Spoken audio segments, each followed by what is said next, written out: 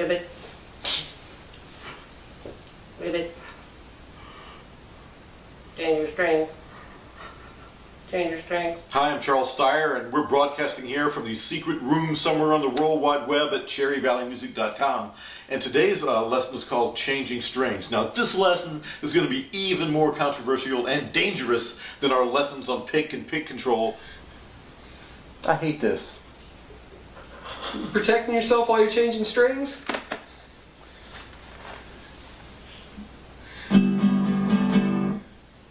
Get this off of me. When to change strings, and the answer is when it sounds bad.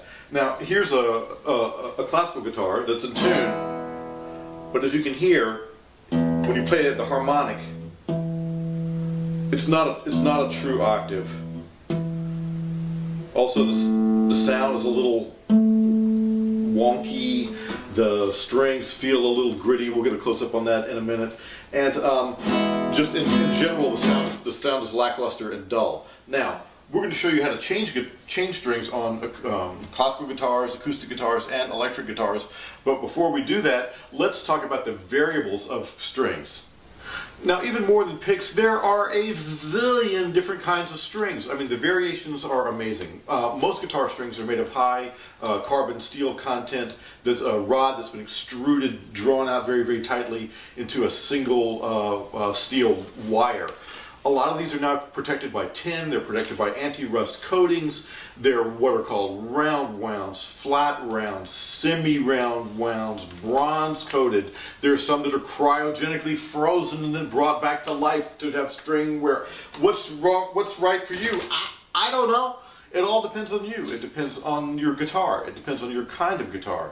It depends on how often you're playing, if your palms and fingers are acidic. It depends on your amplifier if you're playing an electric guitar. So the variables are enormous. What I would suggest doing is to copy your teacher or your favorite guitarist, see what they're doing, start from there, and then you'll be able to individualize it for yourself and for your guitar. For most of us, the gauge of string that we have, the size of string that we have, is a very, very classified professional secret, and we tell almost nobody what we do because that protects our sound and our professionalism. All right, let's move in for some tuning. So here we are with our acoustic steel string guitar on our official guitar string changing table, which you probably have in your laundry room too. And when I'm changing my strings, I always take the time to clean my guitar. I use a very, very soft washcloth that's been washed many, many, many times. I don't use any other products except official guitar cleaning products. These are very fine instruments. You can get these from your local guitar shop. I would avoid using any other kind of spray product or cleaning product or even kind of rag or cloth other than a very soft cloth itself. All right, we're going to move in and I'm going to show you about the first step. And we're going to change the low E string on this guitar. I have a very nice winding tuner for the peg like this. If you don't have this, you can just use your finger, but this makes it a lot easier. And so what I'm going to do is put this on the peg and detune. So I'm winding it down to where it's slack. That's enough. And then I'm going to lay the guitar flat so I can get the string off. Now, as you can see, the string is very slack. And rather than continuing to tune it with my hand or with the detuning instrument, you can just carefully bring it around, being careful not to hurt yourself.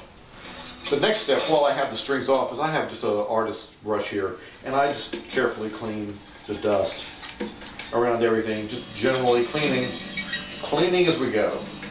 All right, let's look at the other end. So now we're down here at the bridge and we're attempting to get the string out. Now a lot of times these pegs are really jammed in there.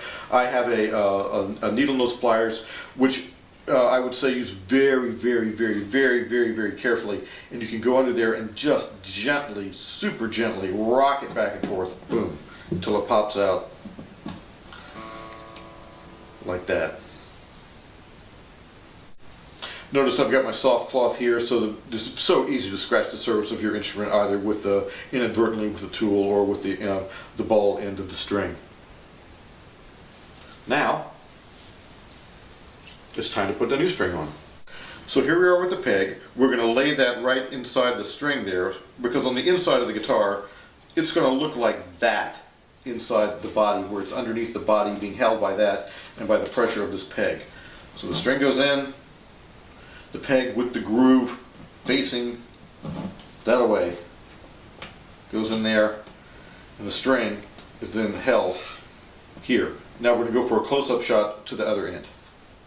Now we're down here at the headstock, and we're going to insert this very, very, very sharp point of this through the tuning peg. Now, as you can see, there's a lot of slack here. You don't want to start winding right there, or you get this giant wad of string around there. Each guitar is a little bit differently, and you'll want to experiment, but I'm putting about this much through, and I just know through experience by leaving that much, about that much tension, I'll have enough for a good 2 or 3 wraps. Now, the first thing I do is to make sure that the string goes underneath on the first wrap, and that is going to lock it in. Now,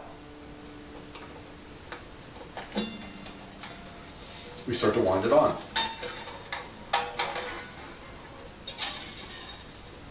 Be careful.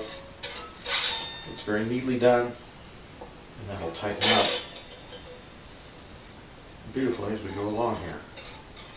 Do it with my fingers or with your tuner. Alright, now I've got this here at the nut. I'm reaching back to make sure that the peg is in tight, which it is.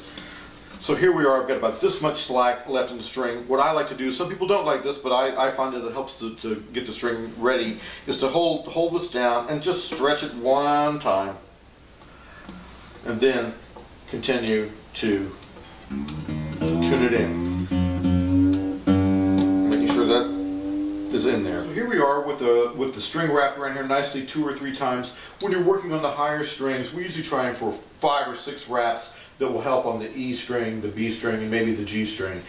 Very, very important to cut these wires off very close to this part of the guitar. You can either use a needle nose pliers, or on the back of this thing is a very handy little biter. You put it right in there and just snip it off. Make sure these are disposed of. Cats, dogs, kids, bad thing.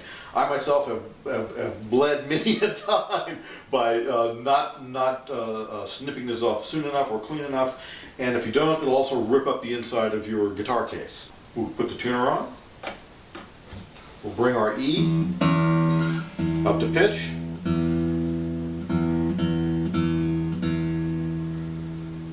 And at this point, it'll be time to change all the other strings. So here we are with our low E string changed, beautiful clear sound. We're now going to go and change the other strings. Now, very important, do not take all the strings off at one time, because often bridges are adjustable, they'll move, and if this bridge moves, it is all going to be out of tune, and you'll have to take it to a professional to get this bridge put back exactly in the right place. This is a very delicate matter. So again, string by string, and whenever I change one string, I change all my strings. So if one string looks bad, change them all, and just don't be cheap, do the right thing. Always with a better string, you get a better sound, better quality of sound.